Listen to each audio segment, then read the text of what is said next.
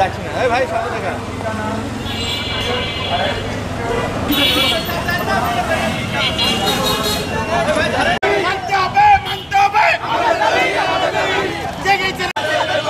চাকরি আছে বেতন নাই, চাকরি আছে বেতন নাই।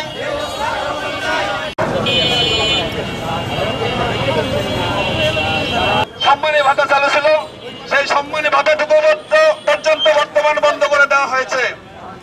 আমাদের সাধ্যমত দাবি নিয়ে প্রেস ক্লাবের আমরা আজকে মানবতার জীবন যাপন করছি।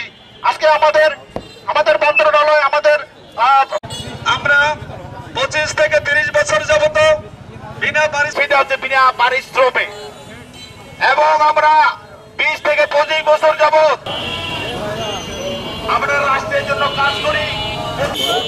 এই মানববন্ধন অনুষ্ঠান করা হচ্ছে আজকে।